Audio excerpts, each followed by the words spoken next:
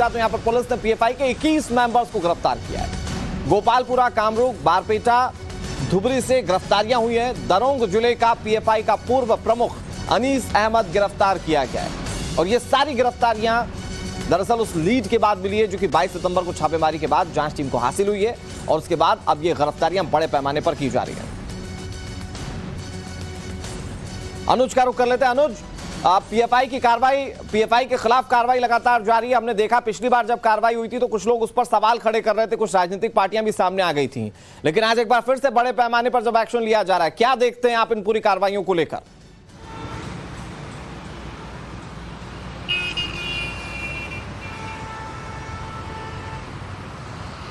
अनुज। जी बिल्कुल, देखा जाए जिस तरीके से जो इससे पहले रेड हुई थी जिसमें एनआईए, ईडी के साथ साथ लोकल पुलिस ने छापेमारी की थी, उस दौरान हमने देखा था कि तमाम जगहों पर बाकायदा प्रोटेस्ट किया गया था इस कार्रवाई को लेकर। एनआईए की जो पॉलिटिकल, माफ़ करिएगा, पीएफआई की जो पॉलिटिकल विंग है एसडीपीआई, उसने साफ तौर पर एक नोट जारी किया था जिसमें साफ तौर पर इस जो कार्रवाई की गई थी उसका विरोध भी उसके द्वारा किया गया था। लेकिन जाहिर तौर पर जो जाँच एजेंसियाँ थी उनका साफ तौर पे ये कहना था कि उनके पास बाकायदा इंटेल है और उसी इंटेल के बेसिस पर ये कार्रवाई की जा रही है। जो ईडी की रिमांड कॉपी है उसमें भी साफ तौर पे लिखा गया है कि किस तरीके से पीएफआई लगातार अपनी जड़ें जो हैं वो मजबूत करने की कवायद में जुटा हुआ था और कैसे गल्फ कंट्री से बाकायदा पैसे जो हैं वो फंडिंग किया जा रहा था, सीमा पार से पैसे जो हैं वो फंडिंग की जा रही थी। करीब 120 करोड़ रुपए की बात जो है वो जांच के दौरान सामने आई थी। इससे साफ तौर पे लगता है कि किस तरीके से पीएफआई की जो एक्टिविटीज़ थी वो संदेह के घेरे में थे। इतना ही नहीं, जांच के दौरान ये भी जांच में सामने आया था कि जिस तरीके से सवाल खड़े हुए थे, चाहे दिल्ली दंगों की बात किया जाए या जहां जहां हिंसा हुई वहां एक नाम उभर कर जरूर सामने आया, वो नाम था पीएफआई का। और पीएफआई ने जिस तरीके से इस पूरे मामले पर प्रतिक्रिया दी है कि हम इसमें इन्वॉल्व नहीं होते हैं, हमारे खिलाफ जानबूझकर कार्रवाइयां की जा रही हैं, क्या उन सबूतों को झुटलाया जा सकता है जो कार्रवाई दर कार्रवाई सामने आ रहे हैं? मैं एक बार फिर से आपका रुख करूंगा, लेकिन बड़ी खबर आपको बता दें, महाराष्ट्र के मराठवाड़ा क्षेत्र से 21 मेंबर्स गिरफ्तार किए गए। ठाणे से पीएफआई के 4 कार्यकर्ताओं को गिरफ्तार किया गया है। ये बड़ी खबर है जहां पर महाराष्ट्र के मराठवाड़ा से गिरफ्तारियां हुई हैं, बड़े पैमाने पर गिरफ्तारियां, 21 मेंबर्स गिरफ्तार किए गए। शिवानी हमारे साथ ज्यादा जानकारी के साथ जुड़ी है। शिवानी, क्या अपडेट आपके पास? देखिए, फिलहाल देर रात से छापेमारी चलने के बाद जहां एक तरफ नांदेड़ में अरेस्ट हुई थी तो वहीं अब यहां पर 21 और अरेस्ट हो रही है। इसके अलावा आपको बता दें कि थाने का जो इलाका है जो कि मुंबई से जुड़ा हुआ इलाका है, वहां से भी मुंबई पुलिस की एक शाखा है एंटी टेररिज्म स्क्वाड के साथ साथ जो है एक और शाखा ने मिलकर 4 लोगों को कुल मिलाकर अरेस्ट किया है। इन सभी को कोर्ट के अंदर पेश किया जाएगा। साथ ही साथ जो आंकड़ा 21 पर पहुंचा है सूत्रों की माने अगर एजेंसी के अंदर, तो वो इन्हीं लोगों को लेकर अलग अलग जगहों पर ले जा रही है और वहां पर भी छापेमारी कर रही है। इसीलिए ये जो आंकड़ा है महाराष्ट्र से ये और भी ज्यादा बढ़ सकता है। हालांकि अभी जांच का आंकड़ा जो है मालेगांव जो है इलाका महाराष्ट्र का, वहां से कहा जा रहा है कि और अरेस्ट मिल सकती है क्योंकि कुछ अक्यूज जिनको ऑलरेडी अरेस्ट किया जा चुका है उन्हीं को अपने साथ ले जाकर आगे की जो प्रक्रिया है उसे पूरा किया जा रहा है। तो वहीं मराठवाड़ा इलाके की बात की जाए तो मराठवाड़ा इलाका जो है वो पॉलिटिकली काफी ज्यादा सेंसिटिव इलाका माना जाता है। इसीलिए वहां पर अगर यूथ्स को अट्रैक्ट करने के लिए पीएफआई की जो मुहिम पास्ट में चली है भूतपूर्व में, उसी के खिलाफ का ये एक्शन है कि 21 यूथ्स को वहां से गिरफ्तार किया गया है। हालांकि अभी तक एजेंसीज का ये साफ तौर पर कहना है कि देर रात से कुछ लोगों से पूछताछ करते हुए उन्हें घर के अंदर उनके बकायदा डॉक्यूमेंट्स और जितने इलेक्ट्रॉनिक गैजेट्स थे उनकी जांच की गई थी। उसके बाद उन्हें सीज किया गया बकायदा, उनके फोन्स को, उनके चिप्स को और साथ ही साथ लैपटॉप जैसी जो अन्य इलेक्ट्रॉनिक गैजेट्स उनके घर पर पाए गए थे उन सभी को सीज करने के बाद उनकी अरेस्ट जो है वो अनाउंस की गई है। लेकिन साफ है मराठवाड़ा में 21, जो थाने इलाका है वहां पे 4 और इसके अलावा सोलापुर में भी एक अरेस्ट हुई है। तो कुल मिलाकर कह सकते हैं कि जो ये आंकड़ा है दर मिनट और भी ज्यादा बढ़ता नजर आएगा महाराष्ट्र से। नहीं, आंकड़ा तो बढ़ रहा है शिवानी, क्या इसके साथ साथ ये मानकर चले कि जो जांच का दायरा है वो भी बढ़ जाएगा? क्या और जगहों पर भी अभी छापेमारी को लेकर कोई इनपुट है? देखिए फिलहाल अभी जिस तरीके का फ्रेश इनपुट है वो तो यही कहता है कि जिन लोगों को अभी तक डिटेन किया गया या अरेस्ट किया गया था उन लोगों को बकायदा अपने साथ जो टीम्स हैं वो कैरी फॉरवर्ड कर रही हैं, साथ ले जाकर अलग अलग ठिकानों पर रेड कर रही हैं, जिससे कि इनके जो अन्य लोग अन्य साथी हैं उनके घरों का पता चल सके, उन लोगों तक डायरेक्टली पहुंचा जा सके, उनकी लिंक्स पता लगाया जा सके। हालांकि इसके अलावा उनका कहना है कि महाराष्ट्र के भीतर ही नहीं बल्कि अन्य बाउंड्रीज से भी जिस तरीके की इनकी जांच चलती आई है उसकी भी जांच की जा रही है। और इसके पहले भी हमने देखा था पिछली बार की जो रेड हुई थी उसमें भी एटीएस द्वारा इस चीज की पुष्टि की गई थी बकायदा कि ना सिर्फ नेशनल बल्कि इंटरनेशनल लिंक्स को भी खंगाला जा रहा है कि आखिर इनकी और यही वजह है कि फंडिंग की भी जांच की जा रही है, क्योंकि कहा जा रहा था कि विदेशों से फंडिंग की जा रही है, हवाला का पैसा इस्तेमाल किया जा रहा है, तो उसको लेकर भी ईडी लगातार कार्यरत है। एक बार फिर से आपका रुख करते हैं, लेकिन बड़ी खबर अपने दर्शकों को बताएं, पीएफआई के खिलाफ मध्य प्रदेश पुलिस भी एक बड़ी कार्रवाई कर रही है। 8 जिलों में 21 लोगों को हिरासत में लिया गया है। एनआईए के इनपुट के आधार पर पुलिस का यह बड़ा एक्शन मध्य प्रदेश से सामने आ रहा है। आपको याद होगा पिछली बार इंदौर में भी कार्रवाई की गई थी और उसके अलावा अलग अलग क्षेत्रों में लगातार कार्रवाइयां की जा रही हैं। एक बार फिर से बड़ी कार्रवाई मध्य प्रदेश में, और यहां पर आप देखिए कि कैसे 8 जिलों में कार्रवाई करते हुए 21 लोगों को हिरासत में लिया गया है। अब पुलकित का रुख कर लेते हैं। पुलकित, चाहे वो मध्य प्रदेश की बात कर लीजिए, चाहे वो असम की बात कर लीजिए, कर्नाटक की बात कर लीजिए, महाराष्ट्र की बात कर लीजिए, दिल्ली की बात कर लीजिए, जहां जहां छापेमारी हो रही है वहां वहां पर गिरफ्तारियां हो रही हैं। इसका मतलब यह कि जो इनपुट्स हैं, जो लीड्स है पुलिस के पास, वो बेहद पुख्ता है और उसके आधार पर गिरफ्तारियां और बड़े पैमाने पर हो सकती हैं।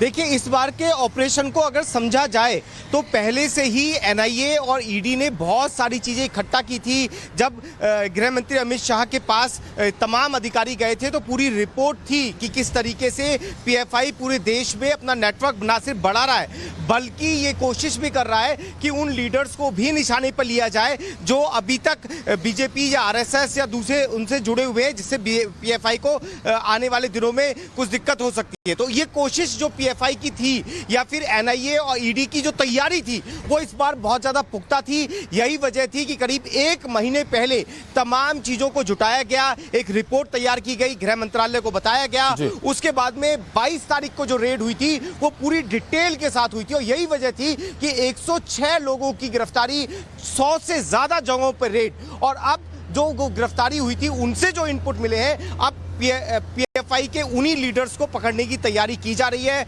और साथ ही कोशिश ये भी की जा रही है कि उस व्यक्ति तक पहुंचा जा सके जो पॉलिटिकली या फंडिंग के जरिए या ट्रेनिंग सेंटर के जरिए या किसी भी तरीके से पीएफआई को सपोर्ट कर रहे थे। जी अब प्रेरित, अगर मैं आपसे समझने की कोशिश करूं, क्योंकि अगर पीएफआई के खिलाफ कार्रवाई की जा रही है तो एक नहीं बल्कि 2 जांच एजेंसी स्वायत्त इस पूरे मामले में कार्रवाई कर रही है, एक तो एनआईए और दूसरी तरफ ईडी। इसका रुख करेंगे, लेकिन एक बड़ी खबर आपको बता दें, दिल्ली में स्पेशल सेल की बड़ी कार्रवाई, नॉर्थ ईस्ट दिल्ली रोहिणी निजामुद्दीन में रेड की कार्रवाई को अंजाम दिया जा रहा है। सेंट्रल दिल्ली, आउटर दिल्ली, जामिया में भी इस वक्त रेड की जा रही है, यानी कि दिल्ली में बड़े पैमाने पर इस वक्त छापेमारी की कार्रवाई जारी है। 4 लोगों को हिरासत में लिया गया है और ये 4 लोगों की हिरासत में लिए जाने के बाद और किस तरह से आगे की कार्रवाइयों को अंजाम दिया जाता है वो देखने वाली बात है। लेकिन फिलहाल पिछली बार क्योंकि कई सारे दस्तावेज बरामद हुए थे, कई सारे डिजिटल सबूत जो थे वो जांच टीम के हाथ लगे थे, यहां पर क्या मिलता है जांच टीम को, ये बड़ा सवाल है। अनुज हमारे साथ लगातार जुड़े हैं। अनुज, क्या पूरी खबर है, क्योंकि दिल्ली में बड़े पैमाने पर रेड है, अलग अलग जगहों पर इस वक्त छापेमारी की कार्रवाई को अंजाम दिया जा रहा है?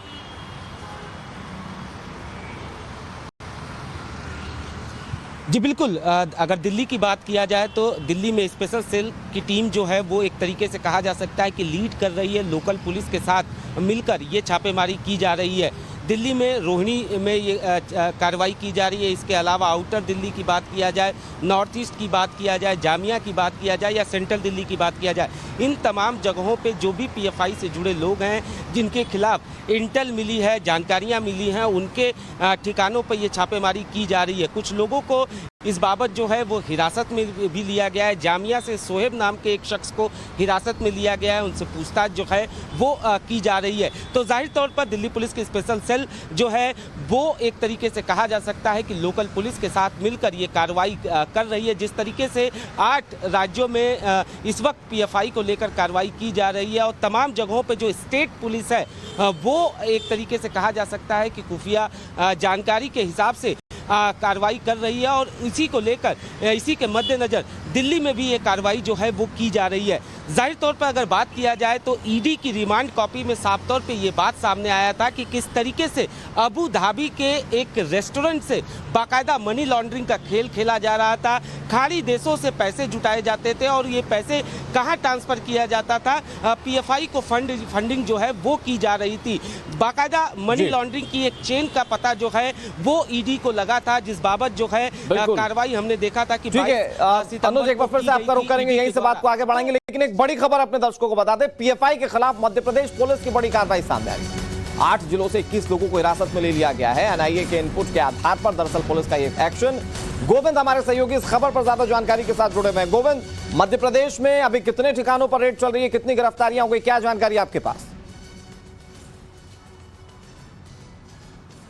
देखिए, मध्य प्रदेश में अभी जो जानकारी आ रही है, 8 जिलों में, भोपाल, इंदौर सहित 8 जिलों में जो लोकल पुलिस है उसने छापेमारी की है। प्रिवेंटिव जो कस्टडी है वो ली गई है, 21 लोगों की करीब बताई जा रही है। और इंदौर से एनआईए फिर से एक्शन में आया है, वहां से 3 लोगों को एनआईए ने हिरासत में लिया है, जिनमें तौकीफ अहमद है, यूसुफ मौलानी है और दानिश। ये तीनों पीएफआई के सदस्य थे और इन सब का जो इनपुट था वो उन लोगों से लिया गया जो पिछले दिनों एनआईए की जो रेड पड़ी थी। इंदौर में 4 लोगों को गिरफ्तार किया गया था, 3 इंदौर से और 1 उज्जैन से। उसमें जो प्रदेश अध्यक्ष था पीएफआई का उसको भी एनआईए ने हिरासत में लिया था, गिरफ्तार किया था इनफैक्ट। और उनकी जब पेशी हुई थी भोपाल कोर्ट में तो उन्हें 7 दिन की जो रिमांड मिली है। इसी रिमांड के दौरान, पूछताछ के दौरान इनफैक्ट इन सभी लोगों से जो इनपुट्स मिले हैं, तो यहाँ पुलिस ने, मध्य प्रदेश पुलिस ने एनआईए के कोऑर्डिनेशन के साथ में एक बार फिर से जो छापेमारी की है, जो कार्रवाई की है और 21 लोगों को अभी तक बताया जा रहा है कि हिरासत में लिया गया है। रात में ही ये छापेमारी की कार्रवाई शुरू हो चुकी थी। तो भोपाल से लेकर इंदौर तक एनआईए के साथ में मध्य प्रदेश पुलिस की छापेमारी का जो सिलसिला है वो एक बार फिर से शुरू हो गया है। गोविंद, क्योंकि पिछली बार कार्रवाई हुई थी तब वहां पर बड़े पैमाने पर चीजों को जब्त किया गया था, उसमें कुछ डिजिटल सबूत भी थे, कुछ दस्तावेज भी थे। क्या इस बार जांच टीम के हाथ कुछ लगा है ऐसा जो पुलिस ने जब्त किया हो, या फिर उसके आधार पर और कार्रवाई को आगे बढ़ाया जा रहा हो?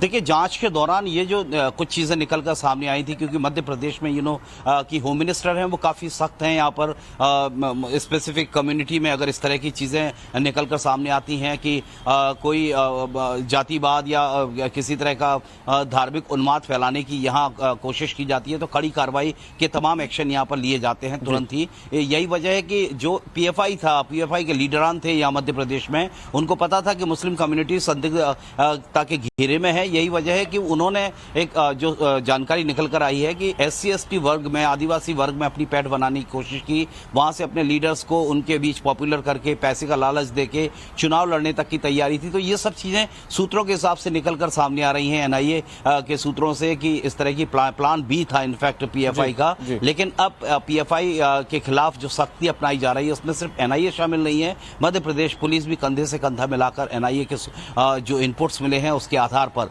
क्योंकि ये जो 4 पकड़े गए थे पिछले दिनों छापेमारी के दौरान इंदौर उज्जैन से, इनसे ही ये क्लू मिले हैं और इसी के आधार पर। और गोविंद, कहा यह भी जा रहा है कि आज जो गिरफ्तारियां हुई हैं, क्लू उसके हिसाब से भी काफी मिलेंगे और फिर उसके बाद हो सकता है कि और बड़े पैमाने पर एक्शन का सिलसिला जो है वो आगे बढ़ाया जाए। हमारे साथ पुलकित लगातार जुड़े, वे प्रेरित का भी रुख करेंगे। लेकिन पुलकित, अब जिस तरीके से कार्रवाइयां हो रही हैं, सबके जहन में जिज्ञासा इस बात को लेकर है कि आखिर जांच टीम जब कार्रवाई कर रही है तो उसके हाथ क्या लग रहा है? अभी तक कोई जानकारी मिल पाई कि आप किसी तरह का कोई सबूत मिला हो, किसी तरह की कोई जब्तीकरण की कार्रवाई की गई हो दिल्ली में? देखिए, अभी तक जितने भी सबूत मिले हैं वो कहीं ना कहीं इस ओर इशारा करते हैं कि बहुत सारी प्लानिंग पीएफआई द्वारा की जा रही थी। नंबर 1, सबसे पहले लीडर्स के खिलाफ, क्योंकि एक परसेप्शन क्रिएट करने की कोशिश पीएफआई हमेशा से करता रहा है, तो लीडर्स के खिलाफ यहाँ पर उसने पूरी एक प्लानिंग की हुई थी, चाहे वो बीजेपी के नेता हो, चाहे वो आरएसएस के नेता हो। दूसरी तैयारी पीएफआई की जो थी, जिसके सबूत मिलते हुए नजर आ रहे हैं, वो ये कि पीएफआई लगातार ट्रेनिंग सेंटर्स बढ़ा रहा था। पीएफआई हर उस जगह नजर आ रहा था जहाँ पर ये संदेश दिया जा सके कि वो एक मुस्लिम समाज को लेकर कुछ बड़ी वो कर रहा है, चाहे वो दिल्ली के दंगे हो हो, चाहे वो सीए का प्रोटेस्ट हो, वहां पर नाराजगी का फायदा उठाने की पीएफआई ने कोशिश की। ऐसे भी संकेत साफ प्रूफ के तौर पर मिलते हुए नजर आ रहे हैं रेड के दौरान। यही वजह है कि जो 106 लोगों को गिरफ्तार किया गया, उसके बाद में उनके सेकंड लीडर्स जो हैं, यानी कि ये फ्रंट लाइन के थे, जो सबसे बड़े लीडर्स थे उस इलाके के, उनसे जो जानकारी मिल रही है उसके आधार पर अब उसके नीचे के लीडर्स यानी अब सेकंड लाइन की गिरफ्तारियां हो रही हैं, सेकंड लाइन के खिलाफ कार्रवाई की जा रही है, और इससे ये पता चल पाएगा पुलकित जाहिर तौर पर कि कितने लोग थे जो इस तरह का जुड़ाव रखते थे, देश विरोधी गतिविधियों में शामिल थे। पुलकित